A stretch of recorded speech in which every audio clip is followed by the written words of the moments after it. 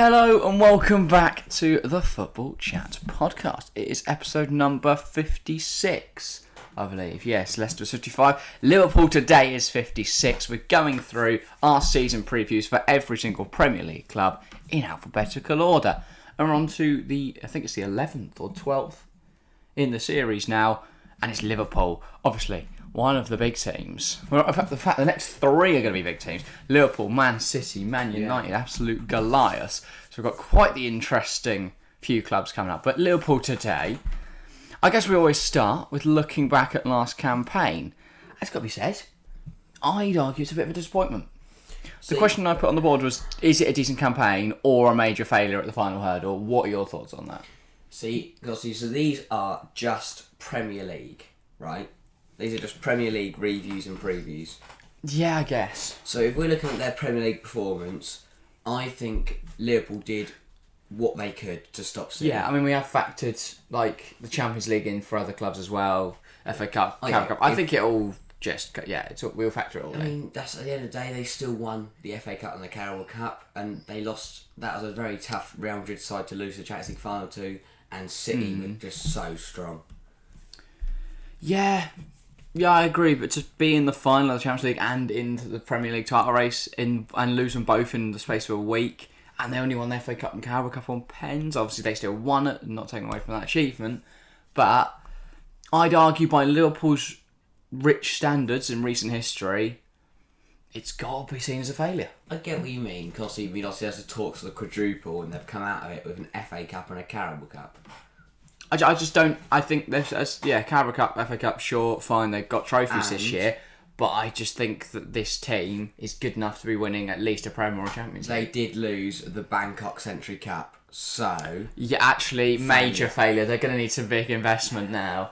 But the Bangkok Century Cup wasn't last season; that was this season. So they've already failed this season. Yeah. Bin it off. Look at 2024-25. That was this episode. Now we're on the City note. Oh, not 2023-24. I was going to say 2024-25, so it's so far away.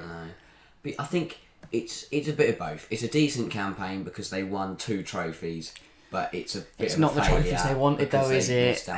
Like the trophy parade, it was obviously a great occasion, but they wanted to be parading the Champions League and the Premier League. Yeah, I'll be honest. Obviously, I feel like Premier League, you couldn't really stop City because obviously the only way they could have won it is hoping that City dropped points.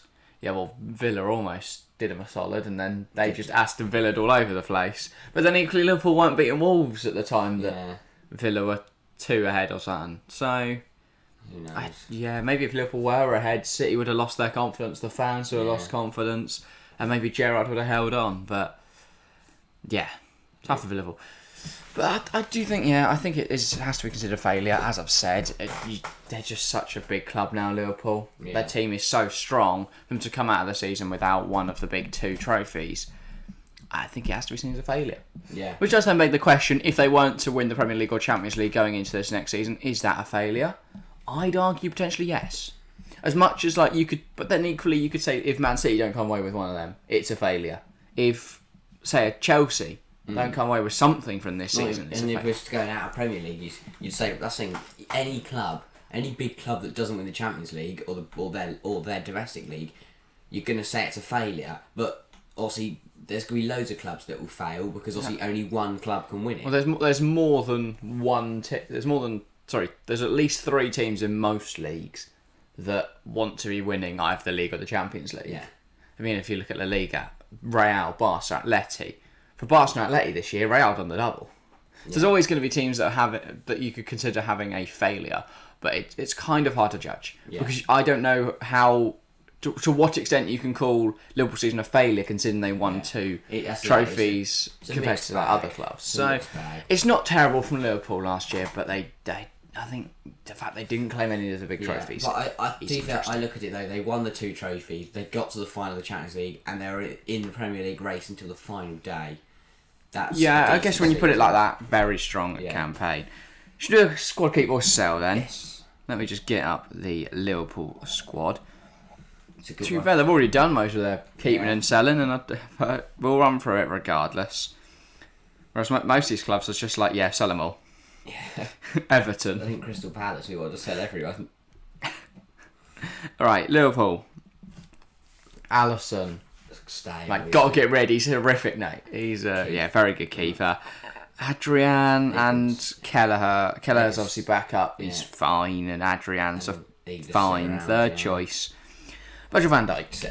No, keep. Loan. League One loan. Canate. Keep. Yeah, Joe Gomez. I think sell. I would happen to agree. Real Madrid apparently interested. The only thing he's also very injury prone. That mean they'd have no cover at right back for Trent. Well, they would. Because they've just signed Calvin Ramsey from Aberdeen. Yes, they'll be fine. So I think they could be alright. The problem, they have just also sold Phillips. No, Ben Davies, sorry. I was going to say, Nat Phillips, I didn't know he'd gone as well. I was like, I've got a problem at centre half. But Joe Gomez, if you can get 40 to 50 mil for a player that's that injury, even 30 mil for a player that's that injury prone and isn't going to play. Centre half and right back. Yeah. I think, more than happy to see him leave. If you're a Liverpool fan, Konstantinos Tsimikas. I mean, he proved last year he was a fantastic backup to Andrew Robertson. He played in the Carabao Cup final, I believe. Yeah, he did. Tsimikas, I think he really came into his own because when Robbo didn't go through the whole season without picking up injuries, but when he did have those little concerns or knocks, Tsimikas was there to come into the side, and he did an arguably better job than Robbo at times. And to be fair, I think now he's more of a rotation than a backup. In a way, I don't think Tsimikas starts Champions League ties, but I think in the Prem, if you're playing because in a season where they were in 4 competitions until the very end, you need players like Tsimikas. You certainly do. Calvin Ramsey is, of course, a stay. Very good signing for Aberdeen, for quite cheap as well. He will develop into that, being Trent's backup. Andy Robertson, again, has to be a keep. Joel Matip. He had a good season last season. I'm going to keep him. I'll be honest, a few seasons back, I didn't really rate him, but alongside Van Dijk, it looks good. I think he'll be back up to Canate and Van Dijk now, because Canate looks settled in that role. Rotated, didn't he? Yeah, but I think Canate will get more of the minutes this year. But again, it depends how many competitions they're in. Indeed, it does. Nat Phillips. No reason to really get... If you're getting rid of Joe Gomez, I'd just keep Phillips as your 4th choice. But this is my thing. I would rather see Jarrell Quansah get minutes. He was fantastic for the England under-19s. I would rather see him get those odd minutes here and there than see Nat Phillips. Because it's evident that Nat Phillips isn't really good enough. I still think you want your 5 centre-halves. Yeah, but they've got Sepp van den Berg as well. Oh, yeah. Maybe, so if they want to trust in youth, because Nat Phillips is still young, I think I'd rather give those minutes to younger centre-halves. I mean, Nat Phillips isn't. He's 25. Yeah, maybe sell Nat Phillips then. Sell Nat Phillips and then let Quansah and Van den Berg have some minutes. Yeah, I think that you'd be better off giving them game time than giving more game time to Nat Phillips. But equally, maybe Quansah or Van der Berg would benefit more from a loan move to the Championship. Yeah, loan one out. So maybe keep Phillips as just that, another option. True. Also Trent, by the way. Oh, yeah. Trent Alexander-Arnold. For now. He's starting middle midfield.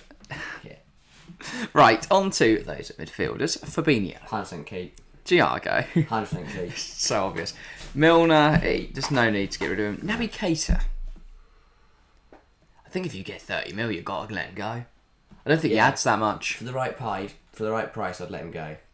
30, 40 mil, reinvest that into a Nicola Barrea. Because I think Liverpool are about maybe 2 players. I think they could just be 1 player away from having one of the best sides. I just think they need another midfielder. I think Thiago and Fabinho, fine. After that, their list of midfielders is horrific. The reason I might keep Keita is because, as we're about to get on, I want to sell a few of these midfielders. There is a lot of shit to sell, yeah. But maybe we just have James Milner as the only backup.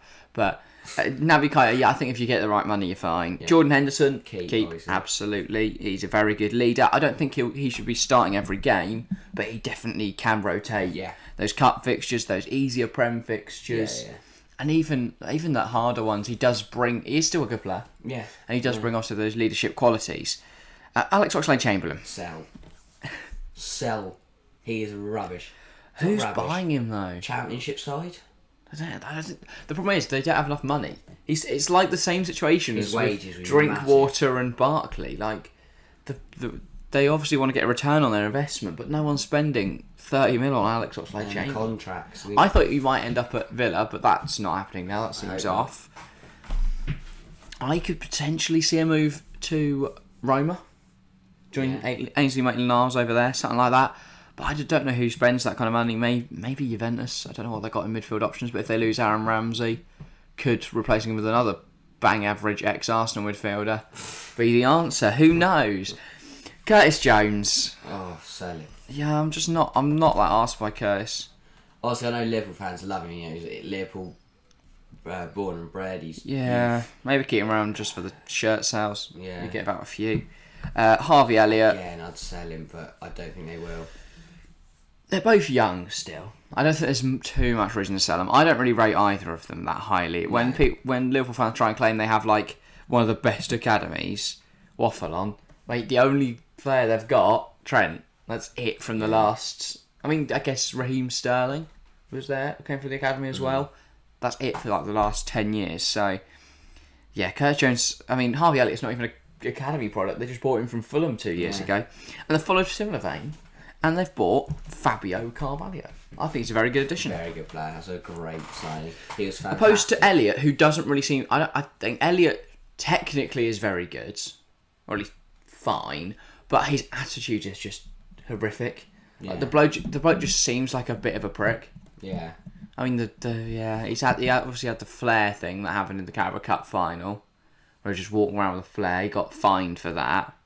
Not as bad as Richarlison, who lobbed it in the crowd, but he just seems a little immature, Harvey Elliott. But I guess with age, he may mature more. Fabio Carvalho, though, is a fantastic player. Mm-hmm. So good in the Championship last season. His numbers just elevated Fulham's position massively. He's a big part of how they scored 106 goals in 46 games. Is it 46? Yeah, 46 games.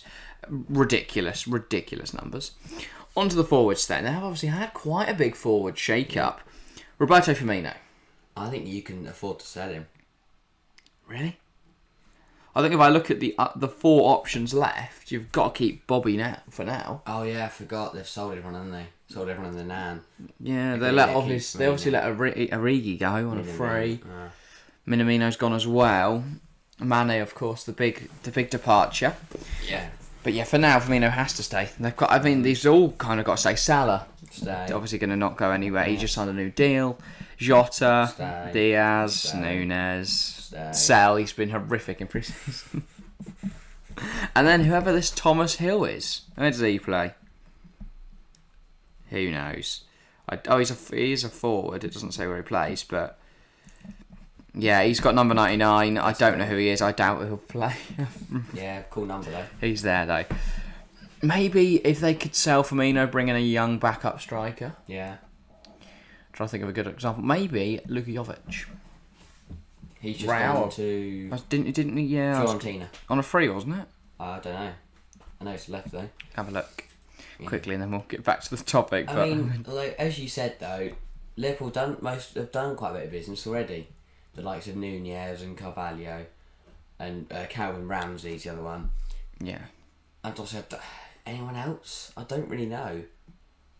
What else they need? You said they might need another midfielder.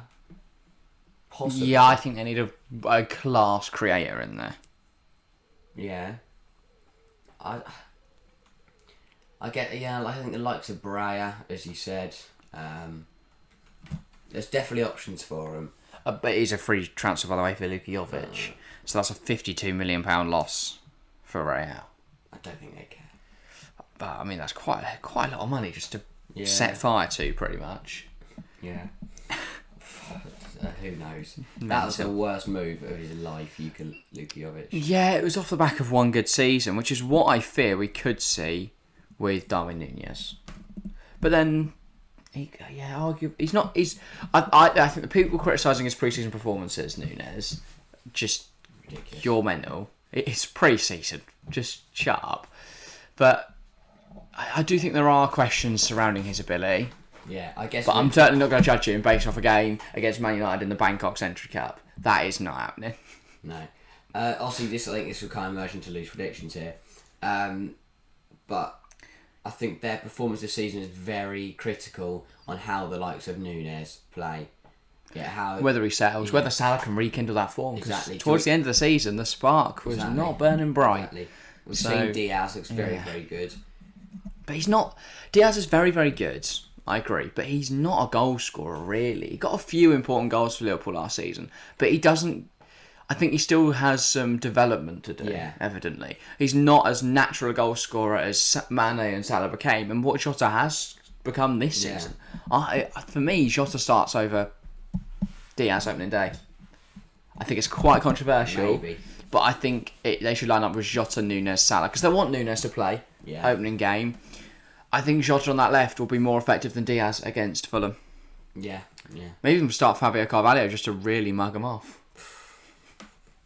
Just go, we've took your midfielder, he's just got a hat-trick against you. So Joe Bryan's the shops. Yeah. I don't really know where Fabio Carvalho fits. Is he going to get loads of minutes? Because on that left, they've got Diaz and Jota. I think Jota will play more in the 9 role. And then that begs the question. Again, that's dependent on Nunes is there. How Nunes does. Because if Nunes is scoring a goal every game, I don't think they're going to bring 38 goals in a season. They're just like, no, mate, you're gone. Whereas if he comes in, doesn't score in his first 5-6, maybe you're starting to get a little worried there. Yeah, especially since they play Fulham. Yeah. If he doesn't score against Fulham, or at least create a chance, get an assist, I think Nunes will have an okay season. I don't think it'll flop like a Lukaku. That is the big debate: is who will perform better, Nunes or Haaland? And I genuinely don't know. Yeah. Because I think, as much as obviously Erling Haaland's a generational talent, whatever, it does. History has shown it takes time to adapt to the Premier League. Yeah. Kai Havertz was also seen as a generational talent before he came here, and now people of other clubs slander him at every opportunity like he's some bang average player. He is still a very special talent, but the Premier League is a step up on quality, definitely from the likes of the Bundesliga and the Portuguese league. Just got to mention that, but I don't know how Haaland will get on. I don't know how Nunes will get on. It'll be interesting to see. I don't think the opening day is where I'm going to judge it because they've not got the same level of opposition. But I think by Christmas time, we should have a good idea of who. Well, by World Cup. Not waiting for the 20th of December. Season.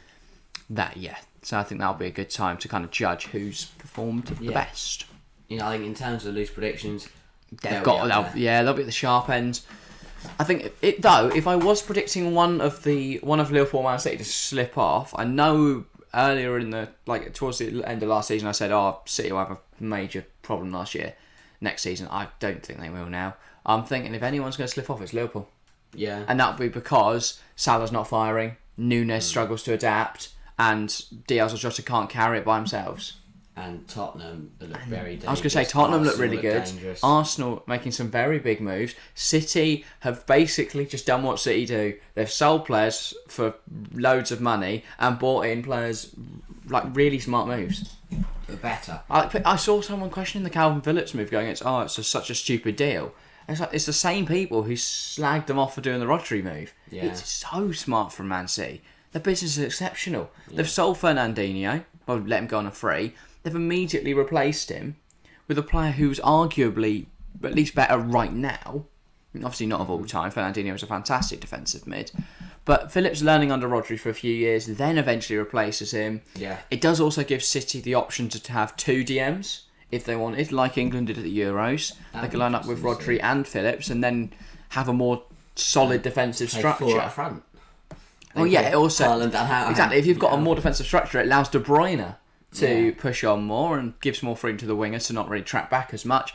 And Rodri and Phillips can do similarly to Rice and Phillips at the Euros and just sweep everything up. So it gives them options there. Kukureya's a fantastic signing if they bring him in for... Apparently, though, City won't spend around 30 mil. Brighton want about 50 mil. Yeah, I do. I know. I just took a weird tangent. Anyway, Liverpool, I think if one of them's going to slip off...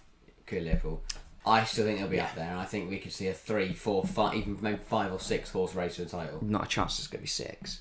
Yes, Man United do not have a chance. But I think City, Liverpool, Chelsea, Arsenal, Tottenham have all got the quality to be up there. But I think the likes of Arsenal, Tottenham might fall off towards the end. Maybe Liverpool fall off as well. Yeah. I think a big indication will be game week 2 when we see Chelsea versus Tottenham. Yeah. Well, that'll say a lot about what's going to happen this season. That one whoever loses that will then be 3 points immediately, behind. A little bit off everyone else. Right, that is all for today. Make sure to tune in tomorrow because Man City, we're posting these out every day. We're grinding towards the start of the Premier League season. But yeah, so Manchester City tomorrow, that's quite the interesting one. But yeah, that is all for today. Thank you all very much for watching. Do the fun things if you're on YouTube, over to Spotify, over on Spotify, over to YouTube. All that great stuff. But yeah, thank you all very much for watching. And we'll see you next time. See ya.